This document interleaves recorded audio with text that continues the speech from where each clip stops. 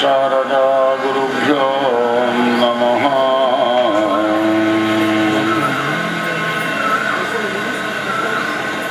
ఓం శుక్లాం బ్రహ్మ విచారసార పరమాం ఆద్యాం జగద్వ్యాపినీం వీణా పుస్తకధారిణీం అభయదాం జాడ్యంధకారాపహా హస్తే స్ఫాటికమాలికాంచ దదతీం పద్మాసనే సంస్థితాం వందే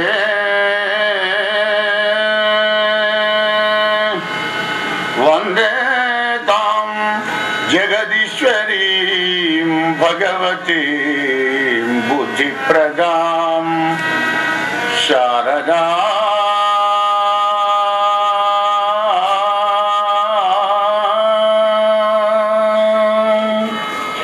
బుద్ధిప్రదాం శారదా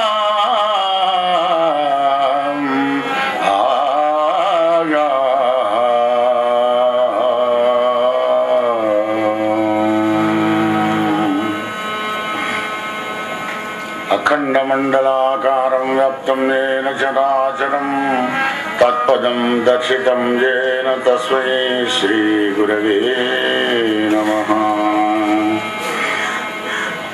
ఓం నమోస్తుతే వ్యాస విశాల బుద్ధే పుల్లారవిందాయక పత్రనేత్ర ఏన త్వయా భారత తైలపూర్ణ ప్రజ్వాలితో జ్ఞానమయ ప్రదీపః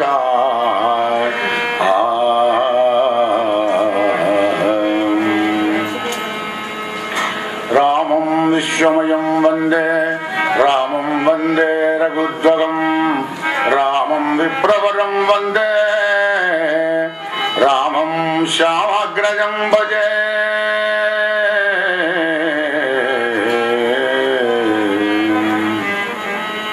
యస్యవాగం చ్యుతచ్యుతం రమ్యం రామాయణామృతం శైలజాసేవితం వందే తం శివం సోమరూపిణం సచ్చిదానంద సందోహం భక్తిభూతి విభూషణం పూర్ణానందమహం వందే సద్గురుం శంకరం స్వయం.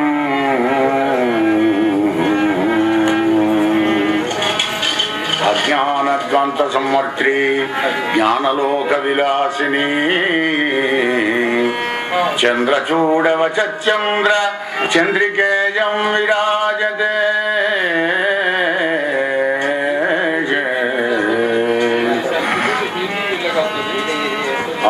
అప్రమేయత్రయాదీత నిర్మల జ్ఞానమూర్తయే మనోగిరాం విదూరాయ దక్షిణామూర్తయే నమః.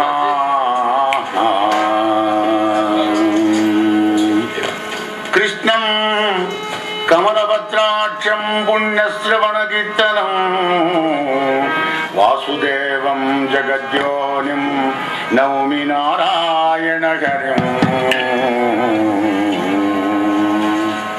ఓం నారాయణం నమస్కృత్య నరం చైవ నరోత్తమం దేవీం సరస్వతీం వ్యాసం తతో జయముదీరయేత్.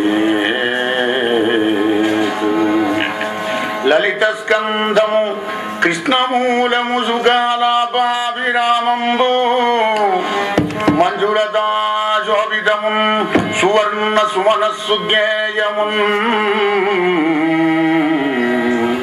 సుందరోజ్వల వృత్తంబు మహాఫలంబు విమల వ్యాసాలవాలంబునై వెలయున్ భాగవతాక్ష కల్పతరు ఉర్విన్ సద్విజ శ్రేయమయీ ఉర్విన్ సద్విజ శ్రేయమయీ.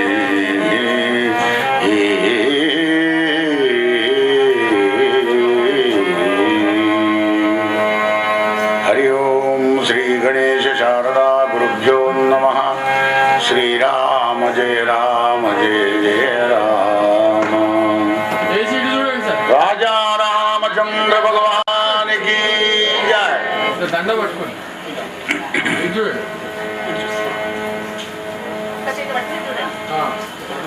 ఓకే.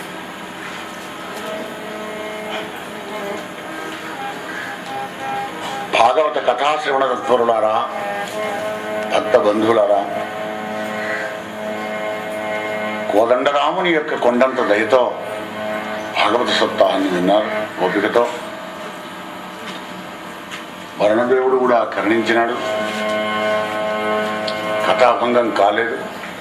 తన కథను తాను భంగం చేసుకోడు ఎప్పుడు కూడా. మరి అయినా కరీనగర వాసులందరికీ ఆనందం కలిగేటప్పుడు మన 10 మంది కష్టం కలిగితే మాత్రమే ఏం కాదు. అంటే లోకా సమస్త సుఖినో భవంతు. భగవంతుడు విశాలమైన దృష్టితో చూస్తూ ఉంటాడు. మనం ఎప్పుడు సంకుచిత దృష్టితో చూస్తూ ఉంటాం. మనకు స్వార్థం ఉంటుంది, భగవంతుని పరమార్థంగా ఉంటుందన్నమాట. ఎప్పటికీ భాగవతాన్ని విన్నారు కదా, 7 రోజులు ఎట్లాంటి ఒక విఘ్నం లేకుండా భగవద్గీతను వినే అదృష్టాన్ని మీకు, అనే అదృష్టాన్ని నాకు కలిగించిన ఆ పరమాత్మునికి, గోపాలకృష్ణునికి శతదా సహస్రనామనాలు కూడా సమర్పణం చేసుకుంటూ, భాగవత మహత్యం, ప్రతి కథలో మహత్యం మీకు తెలిసే ఉంది. కృపణా ఫలయేత, ఫలాన్ని కోరకూడదు ఎప్పుడు కూడా. భాగవత కథాగర్జన విన్నదంటే ఈ కలియుగంలో ఉన్నటువంటి దోషాలన్నీ కూడా దూరం అయిపోతాయి. జన్మాంతరే భవేత్ పుణ్యం తథా భాగవతం లభేత్. భాగవత కథ ఎలా దొరుకుతుందయా? అనేక జన్మల పుణ్యం గిట్టేమన్నా ఉంటే, జన్మాంతరే, ఒక జన్మల కాదు, అనేక జన్మలో పుణ్యం గిట్ట మనం భవేత్ పుణ్యాన్ని గిట్ట చేసుకుని ఉంటే అక్కడ వాడికి భాగవత కథ దొరుకుతుందయ్యా. వినాలి అనుకున్నా కానీ వినే అవకాశం కూడా కల్పించాడు కాలస్వరూపుడైన పరమాత్మ. ఆషాఢ మాసంలో చాలా ప్రాశస్త్యం. శ్రావణం, భాద్రపదం, ఆశ్వీజం, కార్తీకం, మార్గశీర్షం. ఆషాఢంలో సూతుడు చెప్పినాడు, శ్రావణ మాసంలో గోకర్ణుడు చెప్పినాడు, భాద్రపద మాసంలో శుకదేవుడు చెప్పినాడు, ఆశ్వీజ మాసంలో కూడా సనకాదులు చెప్పినారు, కార్తీక మాసంలో కూడా బ్రహ్మ చెప్పినాడు నారదుడికి, మార్గశీర్షంలో కూడా నారదుల వారు వ్యాసదేవుడికి చెప్పినాడు. భాగవతం చాలా గొప్పనైనటువంటిది. మరి ఈ కలియుగంలో కూడా మనం ఎట్లాంటి తపస్సులు చేయలేము, నియమనిష్టలు చేయలేము, పూజలు కూడా చేయలేము. ఆ అర్చన చేయంగా కూడా ఓటుంటే ఓటు ఉండదు. ప్రతిదానికి గంధాపాంత అక్షింత వస్తూ వస్త్రాపాంత అక్షరామర్పయామి. అక్షింతల వేసుడు అన్నిటికీ లేకపోతే యజ్ఞోపవీతానికి అక్షింతలే, తాంబూలానికి అక్షింతలే. అయ్యారు కూడా చెప్తాను, అమ్మ ఏం లేకపోతే అక్షర సమర్పయామి. ముని అక్షర సమర్ప కొట్టాడు ఆయన నిన్ను. అర్చనకు అన్ని సంభారాలన్నీ కూడా సమకూర్చుకొని 16 తీరుల సేవలతోని షోడశోపచార పూజ అన్నమే 16 విధాల సేవ చేయాలి స్వామికి. అప్పుడే నీ ధ్యానం, నీ భక్తి ఫలిస్తుందన్నమాట. కనుక అవన్నీ చేయడంలో నీకు కాస్త కష్టమవుతుంది. కనుక కలవు సంకీర్తనాత్పుణ్యం అన్నాడు. యత్ఫలం నాస్తి తపసా న యోగేన సమాధినా తత్ఫలం లభతే సమ్యక్ కలౌ కేశవ కీర్తనాత్. తపస్సుతో గాని సమాధితో గాని నువ్వేది సాధించలేవురా నాయన. యుగధర్మం కదా ఇది, కలియుగం గనక కేశవుని కీర్తనను ప్రీతిపూర్వకంగా కృష్ణ కృష్ణ కృష్ణ అని ఆ కృష్ణనామం కానివ్వండి, రాముణ్ణి కానివ్వండి, శివుణ్ణి కానివ్వండి, మీ ఆరాధ్య దైవం, మీకు ఏ దైవం మీద ప్రేమనిపిస్తే ఆ దైవాన్ని ఆరాధించమని చెప్తుంది భాగవతం. భాగవతంలో కథానాయకుడు గోపాలకృష్ణుడు కనుక ఆ కృష్ణ కథనే ఎక్కువ వర్ణించి చెప్పినాడు. కానీ కృష్ణుడినే మీరు స్మరించాలని లేదు.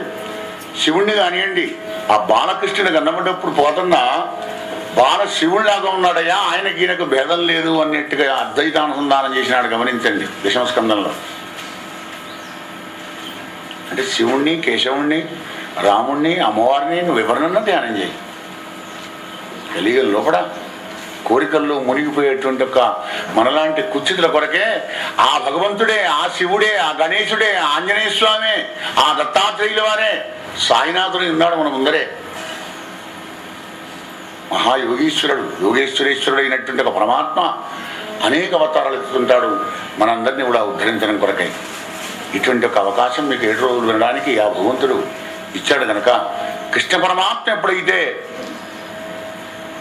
అవతారం చాలించినాడో భక్తి క్షీణించిపోయింది. జ్ఞానానికి, వైరాగ్యానికి, తమ పుత్రులైనటువంటి ఒక జ్ఞాన వైరాగ్యానికి వార్ధక్యం వచ్చింది, ముసల్తనం.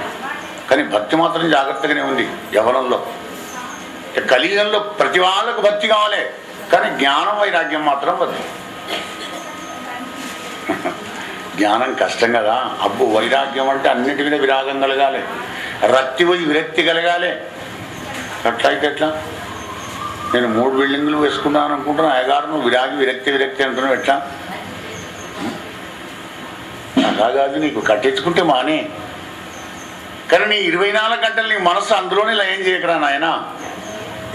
జీవించడానికి, బతకడానికి, భగవంతుని ఆరాధన చేయడానికి కృష్ణ పరమాత్ముడు తన మందిరాన్ని నిర్మించుకున్నాడు అనే భావనతోనే ఆయననే స్మరించుకుంటూ హాయిగా ఆనందంగా ఉండు. అంతే, నీ భావన మారాలి. అంతే భాగవతం అంటే. అన్ని సర్వసంగ పరిత్యాగం చేసి ఎక్కడికో వెళ్ళమని లేదు.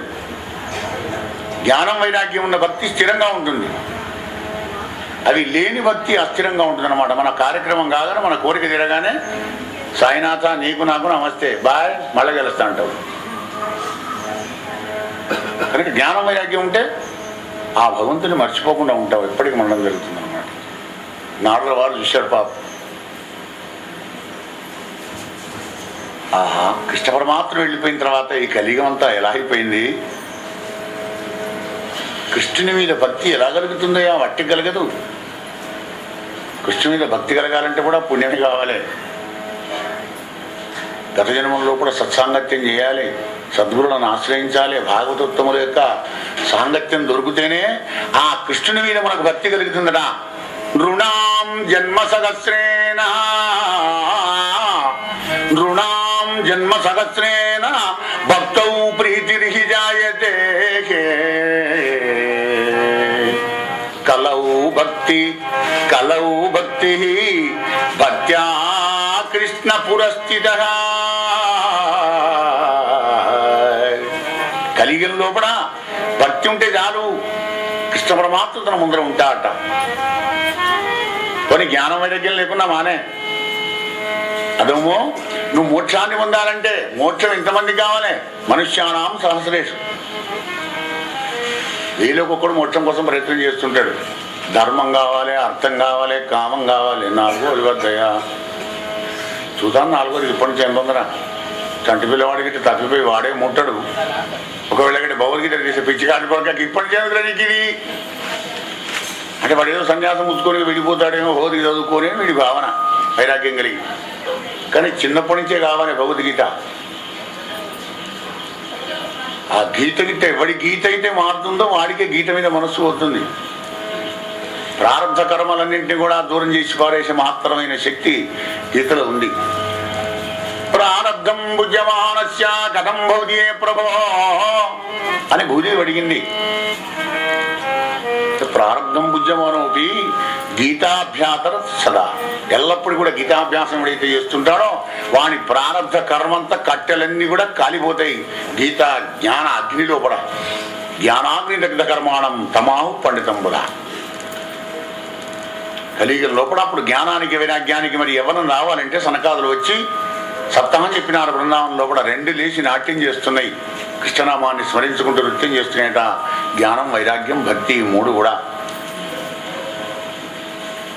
ఆ సనకాదులు భాగవత ఔన్నత్యాన్ని వర్ణించి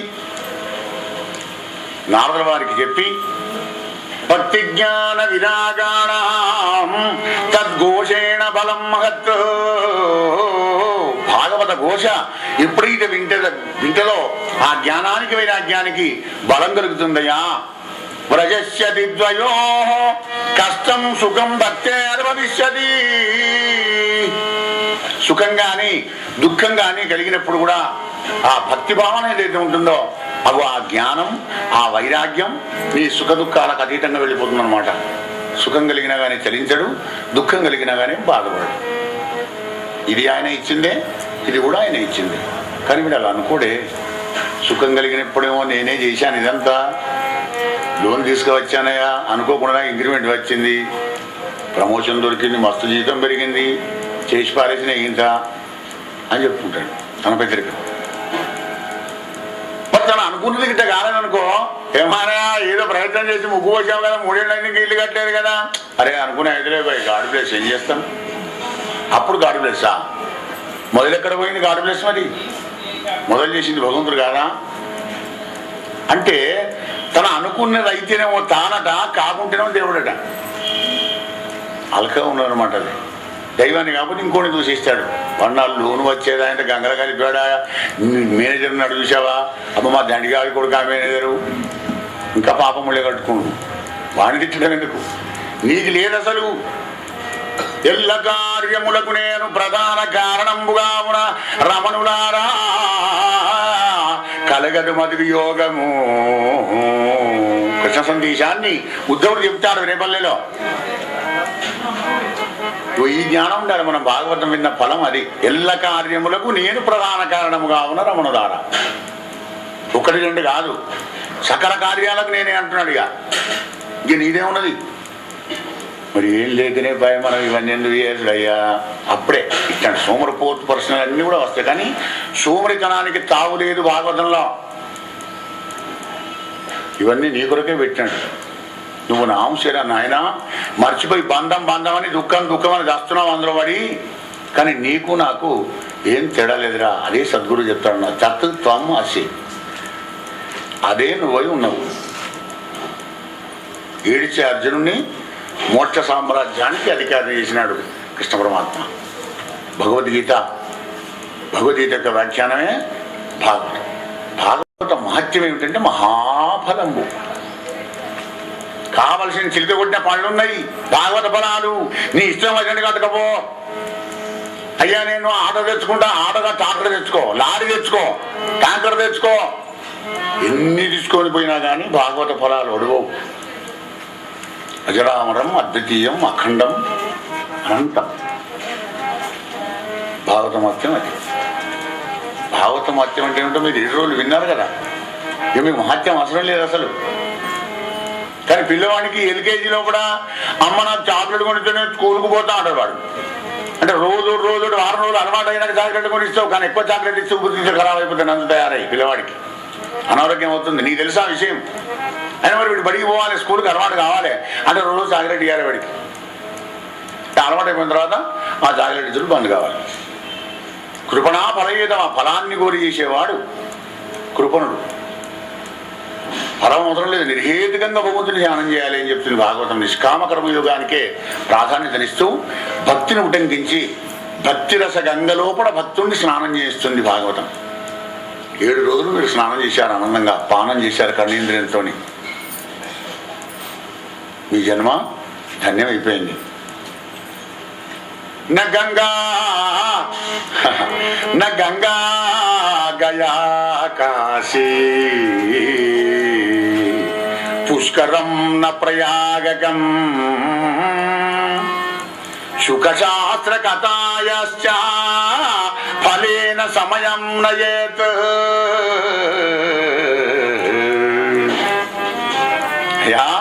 నువ్వు గంగా స్నానం చేసినా కానీ, గయాశ్రాద్ధం పెట్టినప్పటికి కూడా, పుష్కరంలో స్నానం చేసినా, ప్రయాగకు పోయినా, కాశీకి పోయినా, నువ్వు ఎక్కడికి పోయినా కానీ శుకదేవుని ముఖంలోంచి వెళ్ళినటువంటి భాగవత ఫలాన్ని తింటే ఆనందం కానీ మిగిలిన దాంట్లో ఏం లేదురా నాయన. భాగవత ఫలం ఎంత గొప్పది అంటే అవి అంత గొప్పది. దుర్లభం ఇవ కథాలోకే శ్రీమద్భాగవతోద్భవ కోటి జన్మ సముత్తేన పుణ్యనైవ తులభ్యతే. కోటి జన్మ సముత్తేన పుణ్యనైవ తులభ్యతే. కోటి జన్మల పుణ్యం ఉంటేనే భాగవత కథ దొరుకుతుందట. ఇవ్వండి. భాగ్యనగర్లో మీరు ఇంతమంది ఉన్నారా? 50-60 మంది లేదా మిగిలిన వాళ్ళు? లేదు కదా, కోటాలో బ్యాలెన్స్ లేదా రికార్డులో. అదే రోజు 50 రూపాయలు ఇస్తాం 20 అయ్యగారేమో అనుకుంటు పబ్లిక్ లేరని 50 కాదు అయ్యా నేనే 100 ఇస్తే కాదు చెందగారు నేను కూర్చోలే అక్కడ అయ్యగారు మంచిగా చెప్తాను కానీ నాకు ఒక్క అర్థమైతే లేదు. నీకు లేదు పాప సబ్జెక్ట్లో టచ్ లేని వాడిని ఇక్కడ తీసుకొచ్చి ఎందుకు కూర్చోబడతావు అంటే ఏమిటి భగవంతుని ఆజ్ఞ అవుతలేదు అనమాట. అరే నీకు అధికారం లేదురా వెళ్ళని భాగవతం తీయగానే అధికార లీల. తన తప్పును తాను తెలుసుకొని బాధపడుతున్నాను నాకు రోగం ఉన్నది అనుకుంటేనే మంత్రం ఆడడం జరుగుతుంది. ఏదో నాకు రోగం ఎక్కడ బ్రహ్మాండంగా ఆనందంగా ఉన్నా అనుకునేవాడికి మధ్యసేవ్యా శ్రీమద్భాగవతి కథా యస్యాః శ్రవణ మాత్రేణ హరిచిత్తం సమాశ్రయేత్. ఎప్పటికి వినరా నాయన ఎప్పుడు సేవించు భగవతి కథను. భాగవతం ఎక్కడ అక్కడ పోయి అటెండ్ అయి విను. చెప్పించే వాళ్ళకి అనిపిస్తుంది కూర్చొని పెడుతున్నప్పుడు మన ఇంట్లో కూడా పెడితే మంచిగా ఉంది. 2 పైసలు ఆయనమైతే లేవు, ఎన్నో పైసలు ఖర్చు పెడుతున్నాం. ఒకసారి మంచిగా చెప్పాలి. లక్ష్మీకాంతం వినోద్ గారు బ్రహ్మాండంగా చెప్పించారు, మనం కూడా చెప్పించాలి. అలా ఒక్కడే కాదు 10 మందికి వస్తుంది ఆలోచన. ఈ గేటు దాటి పురాణం అయిపోయినాక భోజనం చేసి వెళ్ళిపోయినామంటే మర్చిపోదాం మళ్ళయ్యా. ఏమో అనుకున్నా కానీ కలిసినట్టుగా లేదు. మా వాడు అమెరికా నుంచి రానంటాడు, హైదరాబాద్ నా బిడ్డ ఉన్నది అయ్యో ఇది మాయ విన్నారా, వైష్ణవ మాయ. అది అనేక జన్మల సుకృతం ఉంటేనే అవన్నీ పండితేనే నీవల నా దైవ కార్యం జరుగుతుంది ఆయన. కేవలం అర్థం ఉంటే సరిపోదు, పరమార్థం కూడా కొద్దిగా ఉండాలి. భగవంతుని కృప కలిగితేనే ఏ పనైనా నువ్వు చేయగలుగుతావు, చూడగలుగుతావు, రాయగలుగుతావు, అన్ని పనులు కూడా చేయలిస్తావు అనే నగ్న సత్యం భాగవత మహత్యంలో కూడా ఉన్నది. ఈరోజు రుక్మిణీ కళ్యాణం. ఆ యొక్క రుక్మిణీ కళ్యాణంతో మన హృదయ కళ్యాణం కూడా జరగాలి. ఆత్మదేవుడు అనేటువంటి బ్రాహ్మడు తుంగభద్రా నదీ తీరంలో పాపం నివసించేవాడు. పద్మపురాణాంతర్గతంలో కూడా ఎన్నోసార్లు విన్నారు, మరొకసారి టచ్ ఇచ్చి చెప్తాను మీకు. ఏమిటి బ్రతికున్న వాళ్ళకే కాక మరణించిన వాళ్ళకు కూడా ఈ భాగవతం పనికి వస్తుందయా. భూలోకంలో ఉన్న సకల జీవరాశిని ఉద్ధరించడానికి భాగవతం పనికి వస్తుందయా. ఇక నూరుని మాట్లాడే మానవులు ధరించుకోలేరా. ఆ ఆత్మదేవుడికి పాపం సంతానం లేదు, 50 ఏళ్ళు దగ్గర కొడుతున్నాయి. గోవు సాత్తున్నాడు, దానికి సంతానం లేదు. ఓ చెట్టు నాటాడు, అది పూసుడు లేదు కాసుడు లేదు. అబ్బ పాపిని ఎంత పాపిని నేను అనుకున్నాడు. సెంటిమెంట్, అజ్ఞానం. అజ్ఞానైన వృధం జ్ఞానం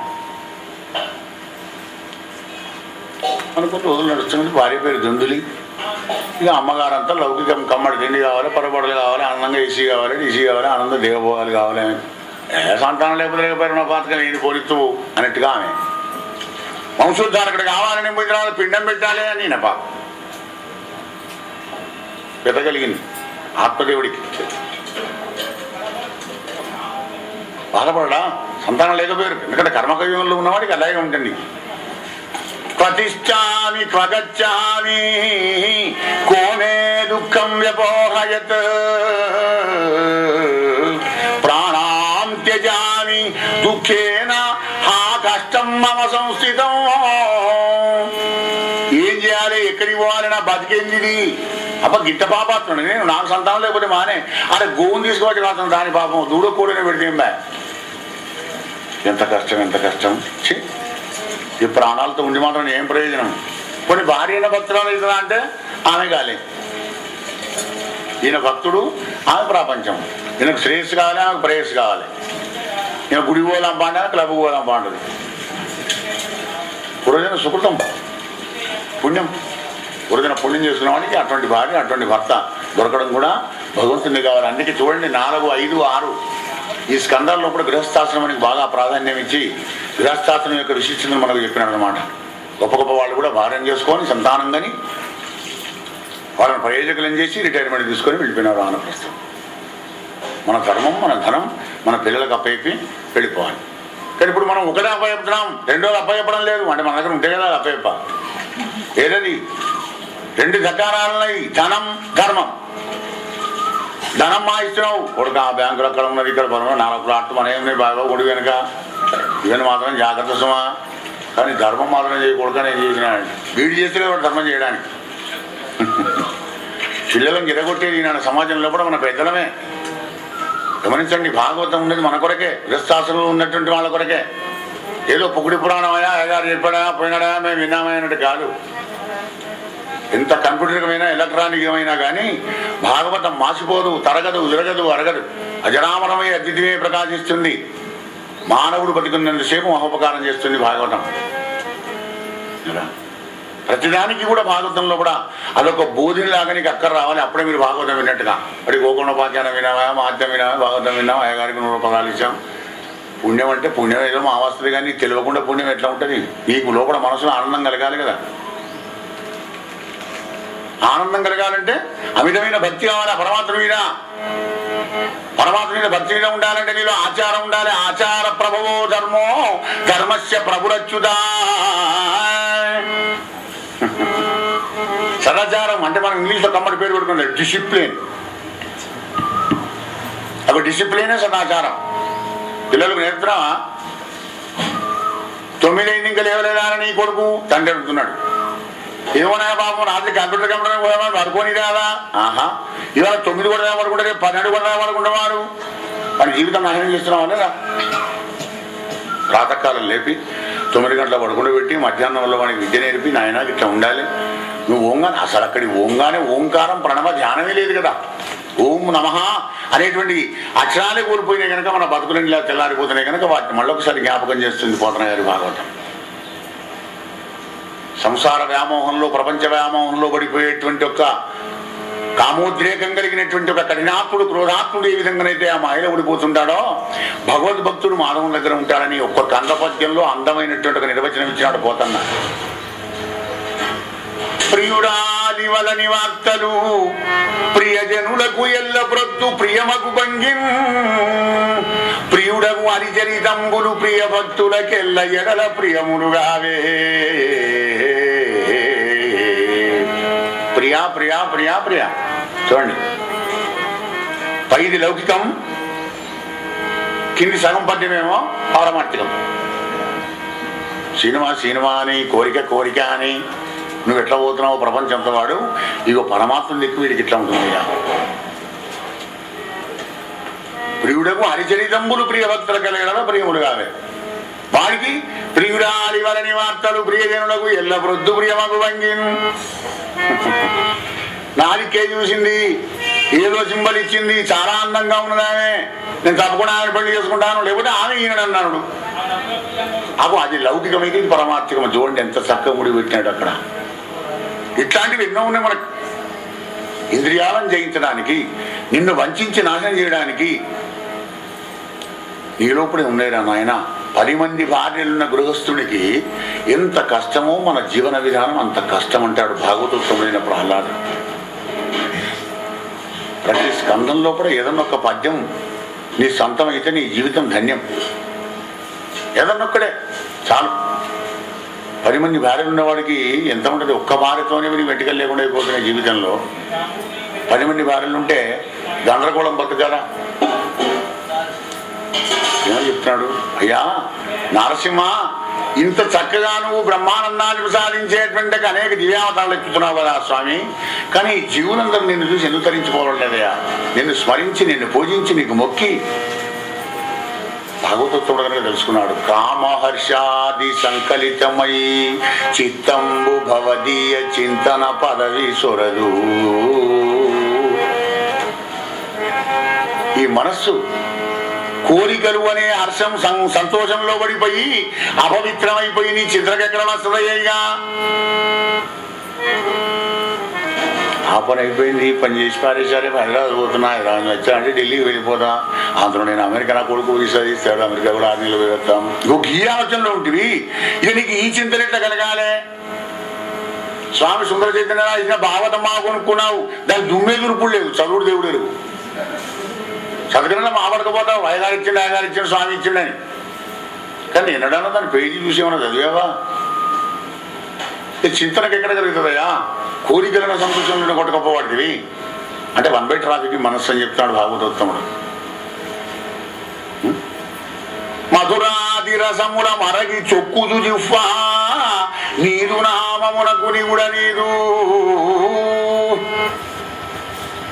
వంటమంటుండగా భార్య వంటమంటుంటది, కొద్దిగా తిండిపోతు పడుతుండే, ఏమే కొద్దిగా కిచెన్ పెంచా, మంచిగా తెచ్చా, మంచిగా నూనె గిన్నె వేసి జోరదారు పప్పు చేయటం, ఆడపప్పు, నిన్న సమర్థంగా కంగారు చేసి రాసిన పప్పు ఏమైపోయింది. అబ్బా రోజు చేయని బట్టి ఆమె ఏరా ఏది తింటేంబా స్వీట్ హార్ట్ బాగా తింటాడు కదా, తినంగానే ఏమవుతుంది జోచుతానని చూసి ఏమైనా భాగవతానికి కూడా ఏ భాగవతం మరి మామూలు కాస్తున్నాడు వాడికి భాగవతానికి మధురాది రసాలు ఉంటాయి కదా, అలా వాటిని నాలుగుకి పెట్టామంటే కమ్మ తిన్నామంటే ఆయన కన్ను మోస్తుంది వెళ్తాయి నిద్ర, అలా తిండి తిన్నామంటే నిద్ర వస్తుంది. సుందరీ ముఖముల చూడగోరెడి చూడికి తామక ఆకృతులపై తగులు పడదు. కోడి మనమదాకారుడైనా నీ అందాన్ని వాడు గమనించే పరిస్థితులు లేడు స్వామి. ఎందుకు? నువ్వు సృష్టించిన అందమైన మాయ ఉన్నది కదా స్త్రీ రూపంలో, స్త్రీయే నా మాయ రూపంలో ఉన్నది అమ్మా అని చెప్తాడు కపిలదేవుడు. కపిలగీతలు చదువుకోండి. స్త్రీయే నా మాయ రూపంలో ఉన్నది కనుక స్త్రీని జయించిన వాడే ప్రపంచం జయించగలడు.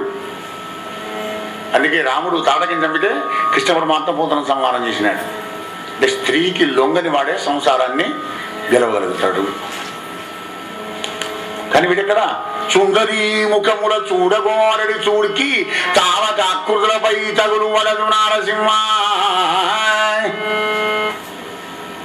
కళ్ళు, నాలికే, చిత్తం, మనస్సు, ఇక చెవుల్ని చూసావా? వివిధ దుర్భాషలు వినగోరు వీనులు వినవు యుష్మత్ కథ విరచితములు.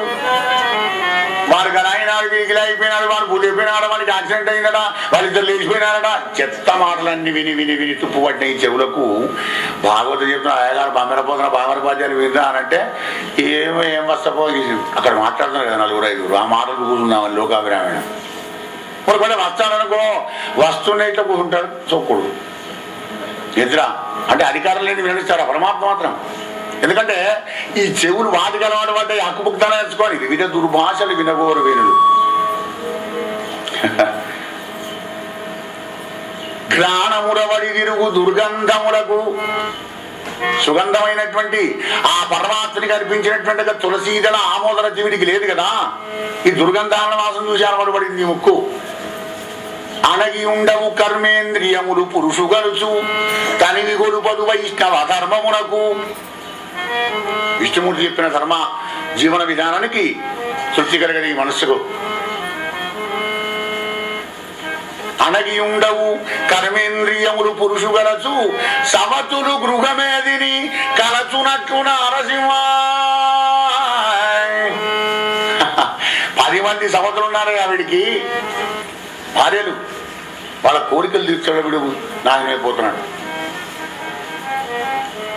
ఇక వాటిని ఎలా అంటే నీ ఇంద్రియాలను ఈశ్వర కైంకర్యం చేస్తూ ఎప్పటికైనా స్మరిస్తూ పూజిస్తూ వాళ్ళ భక్తులతోనే సాంగత్యం చేసుకుంటూ సౌమనస్యంతో మన ప్రసాద సౌమ్యత్వం మౌనం ఆత్మ వినిగ్రహ భావ సంశుద్ధి తేద తపో మానసముచ్యతే.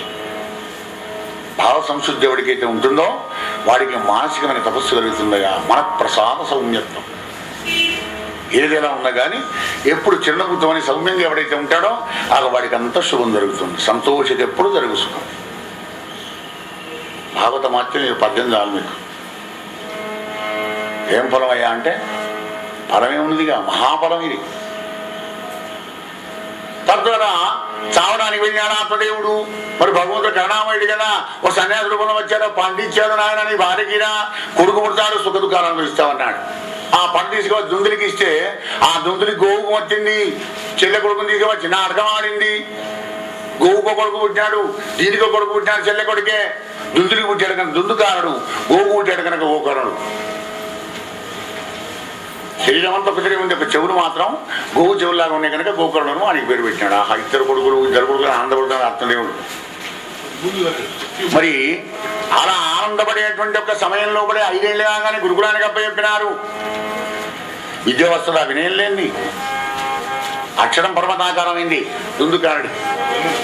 గోకర్ణుడు 16 ఏళ్ల వరకు సకల శాస్త్ర పారంగతుడైనాడయ్యా, చాలా గొప్పవాడైనాడు. భాగవత సత్తా అని చెప్పేటువంటి ప్రయోజకుడైనాడు గోకర్ణుడు. మరి వీడి దుందుకాడు 5 వేశ్యల కలవాడైనాడు. దుర్మార్గ ప్రవృత్తి ఆశ్రయ సంపత్తులు ఉండేవాడికి 5 వేశ్యలు ఎవరయ్యా? శబ్దం, స్పర్శం, రూపం, రసం, గంధం, 5 ఇంద్రియాలు. ఇంట్లో సొమ్మంతలు చిరుపోయి పెట్టాడు వాడికి. ఆ 5 వేశ్యలు ఒకసారి చివరికి వీడినే నోట నిపుకలు పోసి గొంతు కుడి వేసి చంపినాడు. అలా బలత్కారంగా వాసన వండుకుంటూ చచ్చిన వాడు ప్రేత అవుతాడు. ప్రేత అవస్థ ఏమిటంటే నీళ్లు కనబడతాయి తాగలేడు, అన్నం కనబడితే తినలేడు, ఆకలి మాత్రం వేస్తుంది, దాహం మాత్రం వేస్తుంది. అబ్బా ఎంత పాపిని నేను అని ఏడుస్తున్నాడు. అగో రియలైజ్ అయినాడు అక్కడ, నేను పాపినని ఏడు ఒకసారి విషాద యోగం. ఒక్కనాడు గోకర్ణుడు స్నానానికి బయలుదేరి ముందర వచ్చాడు ఈ దుందుకారుడు. చి ఎవర్రా నువ్వు ప్రేత? నాయన తమ్ముడా నేనేరా గోకర్ణ అని అన్నయ్య దుందుకారుని, మహాపాపాత్ముని రా నాయన, నా ప్రేతత్వం ఎలా పోతుందో చెప్పరా అన్నాడు. రేపు రాపో చెబుతానన్నాడు. గంగానదికి వెళ్ళి స్నానం చేసి సూర్యభగవానికి అర్ఘ్యప్రదానం ఇచ్చాడు. 3 సార్లు అర్ఘ్యప్రదానం సూర్యుడికి ఇచ్చి గాయత్రి మంత్రంతో, హే భాస్కరా ప్రేతత్వ విముక్తి ఎలా కలుగుతుందయ్యా నాకు చెప్పాలన్నాడు. ప్రేత విముక్తి కావాలి, వాడు ఏం చేయాలి? శ్రాద్ధాలు పెట్టాలా, వేదాలు చదవాలా, ఉపనిషత్తులు చదవాలా, వాని బతుకు ఎలా అవుతుందో చెప్పన్నాడు. ఇప్పుడు సూర్యభగవానుడు అన్నాడు, ఆయన కలియుగంలో కూడా కేశవుని యొక్క కథ, కృష్ణ పరమాత్ముని యొక్క కథాస్వారసమైనటువంటి ఒక భాగవతం గిట్ట వింటే వాడికి మోక్షం కలుగుతుంది, ఆ ప్రేతకు కూడా అప్పమన్నాడు. మళ్ళీ వచ్చి చెప్పినాడు అనమాట. తెల్లవారి రాగానే, అరే నేను కాశీలో చెప్తున్నాను, గోకుల సందర్భంగా శ్రావణ మాసం, అప్పుడు వచ్చినట్టు వింటే నీ ప్రేతం విముక్తి అయిందన్నాడు. శ్రావణ మాసం ప్రారంభమైంది. భాగవతం చెప్పించేటప్పుడు చుట్టూ 10 యోజనాల మందం ప్రచారం చేయాలట. అయ్యా పలాని చక్కటి ముహూర్తంలో కూడా భాగవతం ప్రారంభమవుతుంది, 7 రోజులు సప్తాహం అవుతుంది, మనందరూ కూడా మీరు సకాలంలో వచ్చి భగవంతుడి కథ విని మీరంతా కూడా భగవద్గీత ఒక పాత్రలు కావాలి. 7 రోజులు తిరగకపోతే 6, లేకపోతే 5, 4, ఒక్క రోజున రండి, లేకపోతే ఒక పూటన్న రండి, ఒక గంటన్న రండి వచ్చినాడు అన్నట. ఇంట్లో బిడపెళ్ళి విరగపోయినా మానే కావాలని పిలిచేది అనుకున్నా ఏం బాధలేదు. కానీ భాగవతాన్ని మాత్రం వాడిని పిలుస్తున్నా వీడిని పిలుస్తున్నా అని పక్షపాతం చేస్తివా, జీరో. పరమార్థమైనటువంటిది ఇది. కృపావిశాలు కరుణాలవాలు పరమాత్ముడు కనుక విశాలమైనటువంటి హృదయంతో అందరికీ చెప్పాలి. ఎవరి కర్మ ఉంటే వాడు వస్తాడు. కానీ తెలియాలి, తెలుపడం మన బాధ్యత, మన ధర్మ. తెలిపిన తర్వాత కూడా వీలుంటే వస్తాడు, ఎవరు లేదా మాట వేరాలా. చక్కగా కాశీలో ప్రారంభమైంది భాగవతం. అందరూ వచ్చి కూర్చున్నారు, 500-600 మంది కూర్చొని ఉన్నారు. భాగవతం నడుస్తుంది. వీడు వచ్చాడు దుందుకారుడు. మానవులు కూర్చొని కూర్చోలేడు కదా. అలా రాగానే ఒక 7 గిన్నెల కంక ఎదురు కొమ్ము కనబడింది. అందులో దూరాడు వీడు. మొదటి రోజు కథ విన్నాడు, ఒక గిన్నె వక్కలైంది. రెండవ రోజు 7వ నాడు 7 గిన్నెలు వక్కలైపోయి హిరణ్యమయ దేహం అంటే బంగారు లాంటి శరీరాన్ని ధరించి గోకర్ణుని పాదాల మీద పడ్డాడు. సోదరా భాగవత శ్రవణం చేసి ఆనందంగా నేను మహాపాపినైనా గాని తరించి అది విష్ణు పార్వతులు వచ్చారు, నేను వైకుంఠానికి వెళుతున్నాను రా నాయన. అక్కడ దుందుకారులాగా వినాలట భాగవతం. దుందుకాడు పాపాత్మనాయి, మనం ఎందుకు గట్ట వినడు అంటే, నువ్వు ఇంత మసి పూసుకొని వచ్చావు కొడుక, నీ పాపం నీకు తెలుసు లేదు. ఏం పాపం చేసావు నీకు ఎదరవాలే? చేయింది ఎందుకు వచ్చింది మానవ జన్మ? పుణ్యపాపాల సమ్మిశ్రితమే మానవ జన్మ. కానీ నువ్వు తెలుసుకోవడం లేదు. నేను పుణ్యాత్తుని గొప్పవాణ్ణి అనుకుంటున్నావు, కానీ నీవేను నీకు కనబడుతుందా? నీ తప్పు నీకు కనబడుతుందా? కనబడదు. కనుక దుందుకారంలాగా వినాలి భాగవతం వింటే. అంటే మన అప్లికేషన్ ఆయన పెట్టుకోవాలి, ఓ నేను ఈ పాపం చేశా. లక్షల మంది విన్నా కానీ ప్రతి వాళ్ళ పాపం వస్తుంది అందులో, దానికి ట్రీట్మెంట్ కూడా ఉంటుంది. అదో నా కథ వచ్చింది కనుకనే లక్షల మంది విన్నా కానీ విసుగురాని భాగవత కథ. ఎందుకంటే మన అందరి భాగవతమే భాగవతం. నిత్యం మనం ఆచరించి, విచారించి, సేవించి, పూజించి, తరించుకోవాలని ప్రయత్నం చేస్తున్నామే, అదంతా కూడా భాగవతమే. అలా విన్నాడు కనుకనే పరమపదాన్ని విన్నాడు. అప్పుడు గోకర్ణుడు అన్నాడు, అయ్యా మహానుభావులారా, విన్న నేను తరించిపోలేదు, చెప్పిన నేను తరించిపోలేదు, విన్నది 500-600 మంది మోక్షాన్ని పోలేదు. దుర్మార్గుడైన మా దుందుకాడు ఎలా పోయినాడయ్యా? మనకు వచ్చే డౌటే కదా అది కూడా. అంటే అయ్యా గోకర్ణ, నువ్వేమో ఇంకా అనేక సప్తాహాలు చెప్పాలయ్యా, లోకానికి ఆనందాన్ని కలిగించాలి.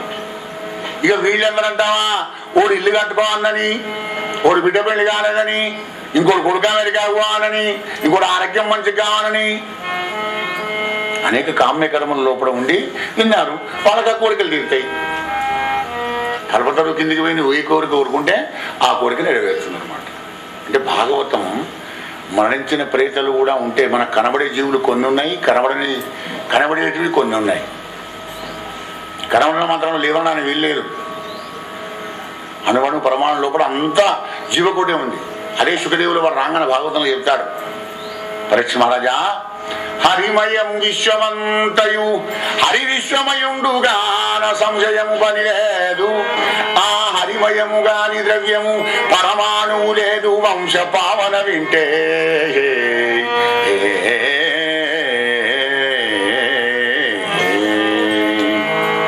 హరిమయము విశ్వమంతయు అన్నప్పుడు ప్రతి జీవకోటిలో కూడా పరమాత్ముడే ఉన్నాడు. భాగవత మహత్యం తెలిసింది కదా. బ్రతికిన మాట్లాడే మనిషికే కాదయ్యా, మూగ జీవాలు కూడా తరించిపోతాయి, చెట్లు కూడా తరించిపోతాయి. ముఖ్యంగా పుణ్య దంపతులైనటువంటి ఒక లక్ష్మీకాంతం వినోదలకు, లక్ష్మికి కాంతుడట, ఆయనకు వినోదం కాకపోతే ఏముంటది?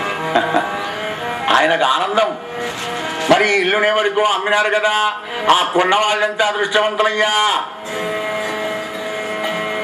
ఎంత పవిత్రమైపోతుంది, అణువణువు పవిత్రమైపోతుంది.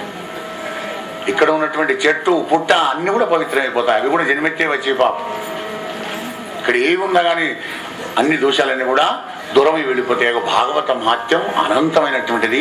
ఈ మహాత్యాన్ని చెప్పుకుంటూ కుదురు రుక్మిణి కళ్యాణం ఉండదు. పొద్దుగా కూడా మహాత్యాన్ని చెప్పాడు తెడితే గదిగా గోపాలకృష్ణ భగవానికి. ఎందుకంటే భాగవత మహాత్యం అంటే భగవంతుడే. భగవంతుని గురించి చెప్పాలంటే అనంతుడు కదా. మన దగ్గర ఎంత టాలెంట్ ఉన్నప్పటికీ కూడా కొండను పోయి తగర గుద్దినట్టుగా,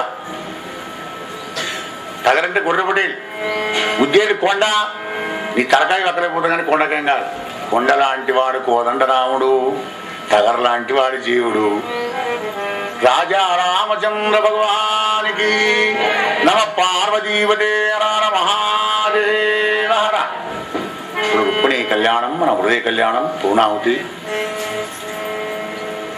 ఆ రుక్మిణి కళ్యాణం విని భగవంతుని ప్రసాదాన్ని తిని మీ జీవితాలన్నీ కూడా కళ్యాణం చేసుకొని ఎప్పుడు కరీనగరంలో ఈ హస్తినాపురంలో భగవంతుని యొక్క కథలు ఎప్పుడూ నడుస్తూనే ఉండాలి అని సదా కోరుకుంటూ, ఆశిస్తూ, ఆశీర్వదిస్తూ రాజా రామచంద్ర భగవానికి జై.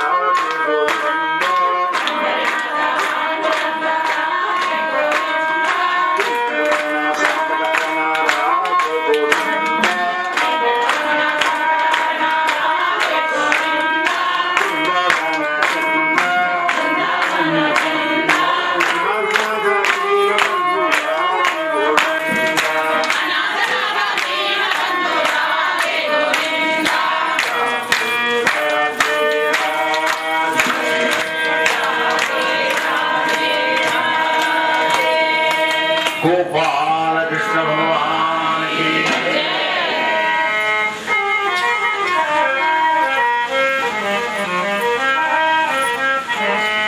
నిఖిల పురాణ వ్యాఖ్యానం గిరి సమేతుడైన సూతుడు శౌనకాది మహర్షులకు చెబుతూ ఉన్నాడు, అయ్యా మునీంద్రులారా, అలా ప్రాయోగితుడైన పరీక్షిత్ మహారాజుకు సుఖదేవుడు చెబుతున్నాడు, నాకు రేవతి అనే తన కూతుర్ని బలరాముడికి వివాహం చేశాడయ్యా. అన్నయ్యగా ఇస్తుంది. ఆదర్శవంతమైనటువంటి ఒక జీవన విధానం మనకు అందిస్తుందన్నమాట. గౌరవం, మర్యాద, సంస్కారం, మన భారతీయ జాతి గర్వించదగ్గటువంటి ఒక అనేక ఉత్తమ గుణాలు మన భాగవతంలోనే ఉన్నాయి కనుక అన్నకు కానీ తమ్ముడికి కావడదు. అది పద్ధతి. వానికి ఉద్యోగం లేదు, మన లేదు, వానికి ఎవరు పిల్లని ఇవ్వడం లేదు, వాని కూడా నేను ఆవుదానని అమెరికా వెళ్ళిపోవాలని నాకు తొందరగా చేసి పారాయి. ఆవురా, ఒక్క 2 నెలలు ఆవురా కొడుక, లేదు లేదు నాకు మంత టైం కంటే ఎక్కువ లేదు. అవి అట్లాంటి స్పీడ్ యుగం వచ్చింది. ఇప్పుడు ఒక్క స్పీడేనా బీజీ, ఒక్క బీజేనా టెన్షన్, ఒక్క టెన్షనేనా కాంపిటీషన్. వాడికంటే నేను ఎక్కువ ప్రతి దాంట్లో, విద్యలో కానీ, ధనంలో కానీ, అధికారంలో కానీ, ఐశ్వర్యంలో కానీ, ప్రతిదానికి కాంపిటీషన్, పోటీ. పోటీ ఎక్కడి దాకా పరిగెత్తావు? వాడు పిక్కబలం బాగుంది కనుక వాడు పరిగెత్తున్నాడు. మరి పులిని చూసి రకమైన చూడండి ఏమవుతుంది? అందరికీ తెలుసు కదా. అలా వద్దు. భగవంతుడు ఇచ్చినటువంటి మన జ్ఞానం ఉంది భారతదేశంలో కూడా, సంస్కారవంతమైంది. ఆ సదాచారాన్ని పాటించిన పూర్వకాలంలో కూడా అన్నయ్యకు బలరాముడి వివాహం అయింది. మరి తమ్ముడి కూడా అయినాయి మళ్ళీ కృష్ణ పరమాత్మునికి. ఎలా? తల్లి దాస్య విముక్తి కొరకై గరత్మంతుడు వెళ్ళి ఇంద్రాది దేవతలను కూడా జయించి అమృతాన్ని ఎలా బలత్కారంగా ఎత్తుకవచ్చి తల్లి దాస్యం దూరం చేసినాడో, అవి అలా బలత్కారంగా ఎత్తుకవచ్చి రాక్షస వివాహంతో రుక్మిణీదేవిని ఎత్తుకవచ్చి పెళ్లి చేసుకున్నాడయ్యా కృష్ణ పరమాత్మ. పరీక్ష మహారాజా, రాక్షస వివాహం అంటే ఆ రాక్షస వివాహాన్ని మనం పేరు వేరేది పెట్టి పిలుస్తున్నాం అన్నమాట. ఇప్పుడు మనం లవ్ మ్యారేజ్ లేచిపోయినారు అంటున్నాం, 2 పేర్లు ఇచ్చాం. లవ్ మ్యారేజ్ ఇంగ్లీష్ చెప్తున్నాం, లేచిపోయినారు. ఎక్కడికి ఆకాశంలో పోయినారు, రెక్కలనే వాళ్ళకిట. ఇద్దరు కలిసి ఇష్టమైంది పెళ్లి చేసుకుని వెళ్ళిపోయినారయా. లేచిపోకడం ఎక్కడికి? నో, కాదు. ప్రేమ వివాహం అంటే ఎలా ఉండాలి? కళ్యాణం, దేవుడితోని జీవుడికి కళ్యాణం ఎప్పుడవుతుంది, ఎందుకు అవుతుంది, ఎలా అవుతుంది? సాహిత్యముక్తిని ఎలా పొందాలి? భక్తి మార్గంలో కూడా ధరించుకోవాలి. జీవుడనే రుక్కుని ఆ పరమాత్మ సన్నిధానం చేరుకోవాలంటే, ఆయన భర్తగా పొందాలంటే ఏం చేయాలి? ఈనాడయ్యేటువంటి ఒక లవ్ మ్యారేజ్ ఎంతవరకు సమంజసంగా ఉన్నాయి? పూర్వకాలంలో కాలేదు లవ్ మ్యారేజ్లు. ప్రేమ వివాహం, ప్రేమ అత్యున్నతమైనటువంటిది, దైవస్వరూపమైనటువంటిది, సత్యమైనటువంటిది, నిత్యమైనటువంటిది, త్యాగంతో కూడుకున్నటువంటిది, జ్ఞానంతో కూడుకున్నటువంటిది. ప్రేమ అంటే వట్టి కాదు. 1 బై ట్రాఫిక్ ప్రేమలు, ఆవేశమైన మోహం కలిగిన ప్రేమలు, అవి ప్రేమలు కావు. అవి మోహ మ్యారేజ్ అని తెలుస్తుంది. ఏది ప్రేమ? నిజమైన ప్రేమ ఏది? నిజమైన భక్తి ఏది? ఇంతకుముందు ఏదైనా కదా, ప్రియురాలి వలని వార్తలు ప్రియజనులకు ఎల్ల వృద్ధు ప్రియమగు భంగిన్ ప్రియుడకు వారి చరితంబులు ప్రియ భక్తులకెల్ల ఎడల ప్రియములుగావే. 2 కోణాల్లో నడిపించినాడు పోతన్నా. భాగవతం గొప్పతనం అదే.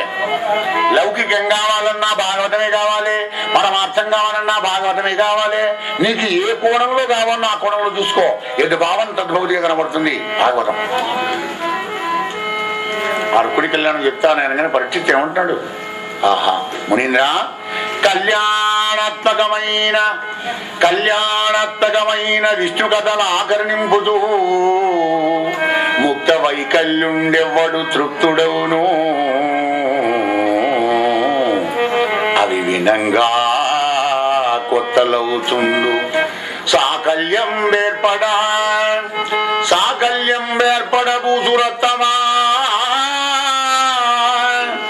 ఎరుంగంబల్ కదే రుక్మిణీ కళ్యాణంబు వినంగా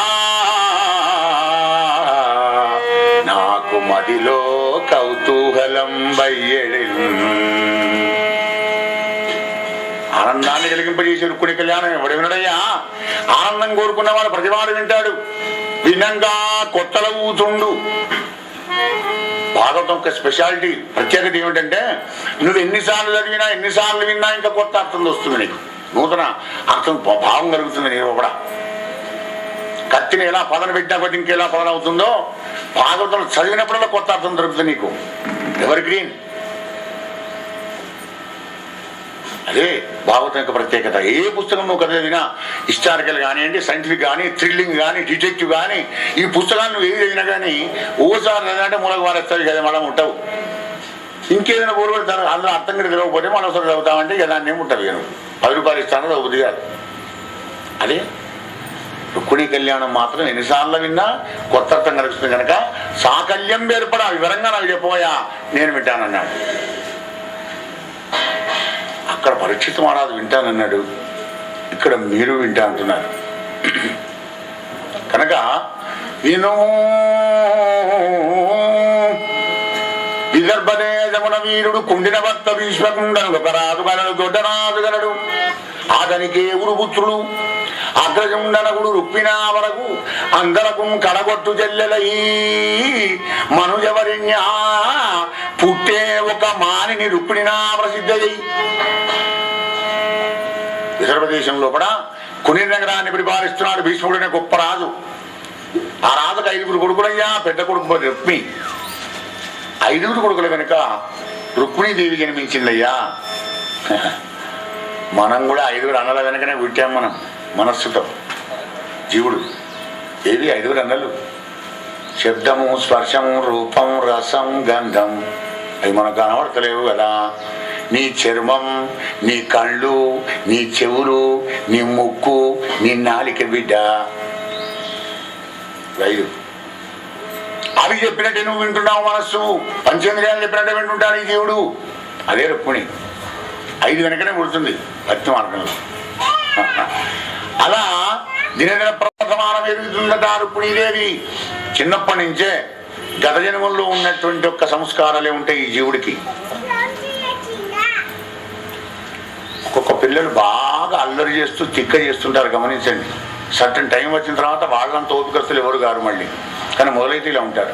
కానీ మొదలు పుట్టినప్పటి నుంచే చిన్న చిన్నగా మంచి పెద్దవాళ్ళతో సావాసం చేసుకుంటూ మంచి మాటలు మాట్లాడుకుంటూ ఉదాత్తమైన గంభీరంగా జీవన విధానం సాగిస్తుంటారు కొంతమంది. కారణం ఏమిటంటే గత జన్మల్లో సంస్కారం ప్రస్ఫుటంగా కనబడుతుంది. ఈ జన్మలో శరీరం చిన్నది కానీ ఆత్మ పెద్దదే. నహన్నితే అన్ని మనీ శరీరే. రుక్మిణి కూడా చిన్నప్పటి నుంచి అనేక వాటిలో కూడా తన యొక్క చాకచక్యాన్ని ప్రదర్శిస్తున్నది. బొమ్మల పెళ్లి చేస్తున్నది, గుజ్జన గుళ్ళు ఆడుతున్నది, తోట పనులు చేయిస్తున్నది, మరి ఆటలు ఆడుతున్నది, ఇండోర్ గేమ్స్, అవుట్డోర్ గేమ్స్ అన్నిట్లలో ఉందామే. చిలకలకు కోకిలకు చదువులు చెబుతోంది, నిమిళ్లకు నాట్యం నేర్పుతోంది, హంసలకు నడకలు నేర్పుతోంది. ఆ పరిక్షణ అంత గొప్పది ఆ మహానుభావుడి యొక్క భీష్ముడి బిడ్డ. 5 అన్నల వెనుక పుట్టింది అల్లార ముద్దుగా. ఇక్కడ రుక్మిణీదేవి ఎలా పెరుగుతుందో అక్కడ మధురానగరంలో కూడా దేవకీ వసుదేవుడు కొడుకును కన్నారు. ఆయన పేరు శ్రీకృష్ణుడు. ఆ శ్రీకృష్ణుడు కూడా అలా పెరుగుతున్నాడు వాసుదేవుడు. మరి ఇంటికి వస్తారు కదా, పుణ్య నగరానికి వచ్చిన వాళ్ళంతా భీష్ముడితో మాట్లాడేటప్పుడు ఆ రుక్మిణీ పిల్ల అటేడు తిరుగుతుంది కదా, ఆ అమ్మాయిని చూసి నారదాది మహర్షులు అంటారనమాట, ఆహా భీష్మక మెరుపు తీగ లాంటి మీ రుక్మిణీదేవి అందంగా ఉంది కదా, ఇటువంటి అమ్మాయికి దేవకీ వసుదేవుడు పిల్లవాడున్నాడు కృష్ణుడు అని. ఆ నీలమేఘ శ్యామ సుందరుడు, చక్కటి గుణవంతుడు, సద్గుణగరిష్ఠుడు, విశాల హృదయుడు, అందంగా ఉంటాడు, హ్యాండ్సమ్ ఉంటాడు, అన్నిట్లలో 39 సద్గుణాలను ఏం చెప్పగానే వినేది రుక్మిణి. ఇంటికి వచ్చిన వాళ్ళ మీద ఎంత మర్యాద గమనించండి, ఎంత గౌరవం. ఇప్పుడు అడగేస్తారు బాపురాయణం అనట్లేదు, గమనించండి. అక్కడ అంటే ప్రేమకు ఏది అధికారం? పెద్దలగిన విశ్వాసం అధికారం. చిన్నప్పటి నుంచి నీ మలమూత్రాలు ఎత్తి నీకు సేవలు చేసి విద్యాబుద్ధులు చెప్పి జ్ఞానాన్ని ప్రసాదించి ధనం ఖర్చు పెట్టి గుణాన్ని వినియోగించి అనేక ఊడిగాలు చేసినటువంటి ఒక నీ తల్లిదండ్రులు ఎప్పుడు కూడా నీకు నష్టం చేయరు అనేటువంటి కాన్ఫిడెన్స్ యువతరానికి అత్యంత ఆవశ్యకం అనేడు భాగవతం బలగుద్ది చెప్తోంది, గమనించండి. రాజా రామచంద్ర భగవానికి జయ.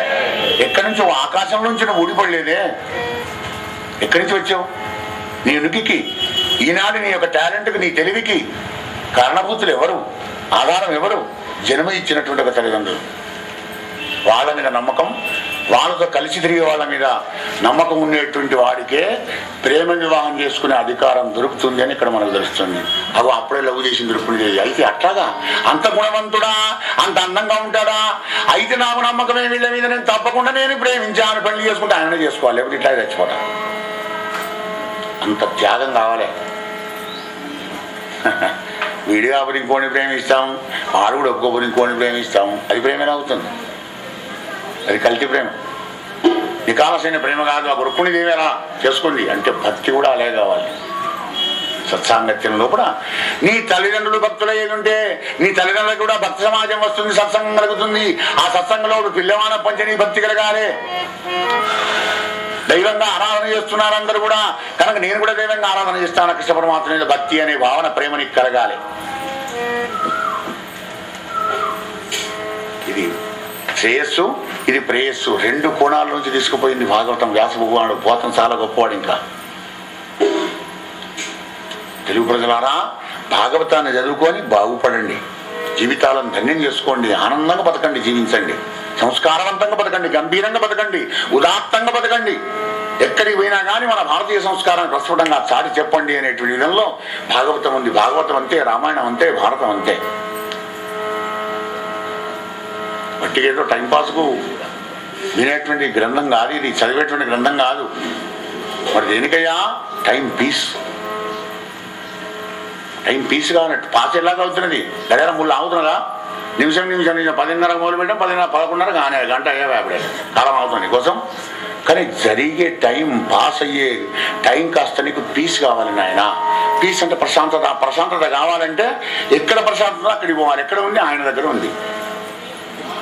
14 కోణాలకు అధ్యక్షుడు ఆయన అయినా కానీ ఆయనకి ఏం టెన్షన్ లేదు, బీజీ లేదు, నేను చేస్తున్నానే అహంకారం లేదు భగవంతుడికి. కనుక ఆయన దగ్గరికి పో, ప్రశాంతంగా ఉంటుంది. ఆయనతో సావాసం చేయి, ఆయనతో స్నేహితం చేయి, ఆయనతో ఏడు, ఆయనే తిట్టు కావాలంటే ఒకసారి తిరిగి నవ్వుతాడు ఆయన. భగవంతు అంత గొప్పవాడు. అలా ప్రేమించింది. చిన్నప్పుడు ఇద్దరికి ప్రేమలు కలిసినాయి. మరి ఇక్కడికి వచ్చిన వాళ్ళు అక్కడికి పోకుండా ఉంటారు ద్వారకా నగరానికి.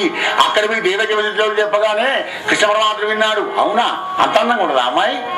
ఆలలన రూపు బుద్ధియు శీలము లక్షణము గుణము చింతించి తగన్ బాలారత్నం తనకిల్లాలుగా చేకొందుననుచు అరియుందలచే.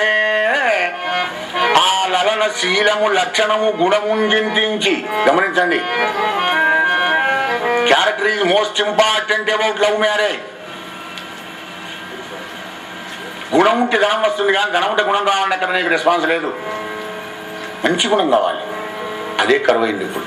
మంచి ధనం 6 లక్షలు పెడతాను వస్తున్నారు, కానీ 1 లక్ష పెడితే నేను చేసుకుంటా అమ్మాయిని.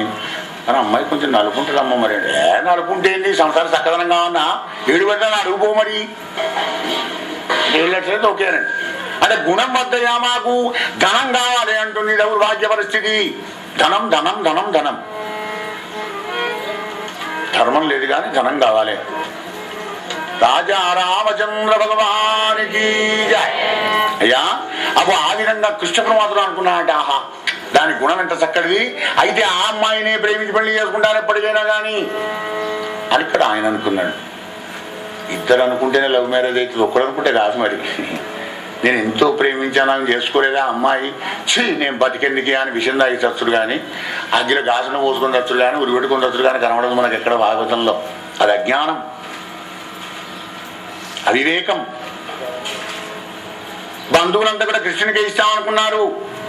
భీష్ముడు కూడా ఆనందపడ్డాడు. ఆహా కృష్ణుడు లాంటి కొడుకు ఎక్కడ దొరుకుతాడు, అందంగా ఉన్నాడు, దేవుడు మంచిది. కానీ పరీక్ష అలాగా శిశుపాలుడు మాత్రం, ఆ యొక్క రుక్మిణాడు మాత్రం శిశుపాలుడైన తన మిత్రునికే ఇస్తామని అనుకుంటున్నాడయ్యా. అన్నలు నాడు నేడు ఎప్పుడైనా అన్నలు క్రాంతికిస్తాను చెల్లెళ్ళకు. కృష్ణుడికి ఇచ్చిన కూర్చొని అంటే నేను నా మిత్రుడు ఉన్నాడు శిశుపాలుడు, వాడికి పెళ్లి చేస్తా. కృష్ణుడి దగ్గర ఏమన్నది? వీరత్వమా, శూరత్వమా, అహంకారమా? ఏముంది వాడి దగ్గర? వద్దు, నల్లటైనకి నేను ఇయ్యా అన్న తలంపుతా నెరిగి. భక్తి మార్గంలో ప్రయాణం చేసే ముందర కూడా శబ్దం, స్పర్శం, రూపం, రసం, గంధం, ఇవో ఈ జ్ఞానేంద్రియాలు నేను తప్పకుండా పట్టిస్తుంటాయి. పరమాత్ముడికి ఏం పోతావు? చాలు దేవసకాలు కొంత గమన ఉపాసం కూడా ఎగరికి అడగ పొద్దునే ఉపాసం బాగా అంటావు, అనారోగ్యం అయిపోతావు, విరగ తినిపో. విరగ తిన్నాక ఏం వింటావు? ఇక అదే జరుగుతుంది ఇక్కడ. అజ్ఞానానికి ఇచ్చి పెళ్లి చేస్తా, లేదు లేదు నేను జ్ఞానంతో పెళ్లి చేసుకుంటా. రుక్మిణి బిడ్డలు మగలను భ్రాతలు బావలు వరదని అడ్డముదనంగా బ్రాహ్మణ వారు అన్నం పడుకొని పోతుంటే మెయిన్ గేట్ దగ్గర వాళ్ళు చేతులు అడ్డం పెట్టారు. గమనించండి. విన్న కథను పునరావృతం చేసుకుంటేనే మనకు అన్వయం ఉంటే ఆనందం కలుగుతుంది. భాగవత కథ విన్నట్టు మర్చిపోతే ఏముంటుంది? ఇక కుండ బోర్లు వేసినట్టే వాన మావడుతుంది. విరుగా కుండ బోర్లు వేయకండి, ఓపెన్ చేసి పెట్టండి హృదయాన్ని. వీళ్ళందరూ మనకు రాజు చేస్తారన్నమాట. ఇగో అన్నాలంటే వీళ్ళే. ఈ జ్ఞానేంద్రియాలే భక్తి మార్గంలో మనకు విరోధం కలిగిస్తాయి. లవ్ మ్యారేజ్కైనా అన్నగాళ్ళే గవర్నర్ చేసుకుంటాం, నేను చూసుకొని చేసుకోవాలి. తెలుసా? ఆమె తెలివి ఉన్నది కదా. అంటే లవ్ మ్యారేజ్ కూడా జ్ఞానం కావాలి, త్యాగం కావాలి, పవిత్రత కావాలి. డేర్ డేర్ అంటారు కదా, ఆ డేర్ కావాలి.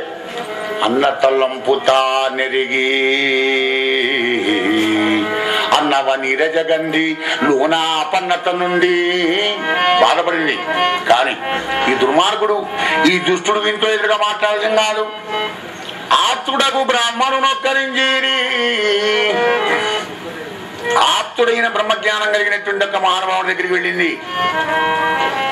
అంటే లవ్ మ్యారేజ్ కూడా విట్నెస్ కావాలి, భక్తి కూడా గురువు గారు కావాలి, మధ్యలో బ్రిడ్జ్, రాకపోకలు మాటలు ముచ్చట్లు పెట్టుబడులు ఇవన్నీ కావాలి కదా. మాట్లాడేందుకు మాట కావాలి. పెళ్లిలో పేరయ్య అంటాం మనం లౌకికంలో. మోక్ష సమరా చేర్చడానికి నీకు బ్రిడ్జ్ కావాలి. అదే గురు బ్రహ్మ గురు విష్ణు గురుదేవో మహేశ్వర గురు సాక్షాత్ పరబ్రహ్మ తస్మై శ్రీ గురవే నమః. అవధూత చింతన శ్రీ గురుదేవ దత్త. ఆప్తుడైన బ్రాహ్మణునొక్కరింజీరి. ఎవరు పడితే వాళ్ళే గురువు చేసుకుని అయ్యా నాకు ఉపదేశం చేయంటే వాడు 1000 రూపాయలు 2000 రూపాయలు చేస్తారు, ఉపదేశం చేసి వెళ్ళిపోతారు. వానికి నీకు అడ్రస్ ఉంటే పత్తం ఉన్నది, ఇక కనెక్షన్. అట్లా కాదు. నీకు ఆప్తుడైనా కాదా, నీకు నచ్చాలి, కాన్ఫిడెన్స్ కలగాలి, భక్తి కలగాలి, గురువుగా చేసుకోవాలి అనే ఆపేక్ష నీకు ఉండాలి. ఆయన సంగతి అంతా తెలుసుకోవాలి కూలంకషంగా. బట్టి ఉపదేశించుకుంటే ఏముంది, ఇద్దరు వెళుతున్నారు. కానీ గురువు శిష్యులు చెలో చెలోని వెళ్ళాలి. గురువు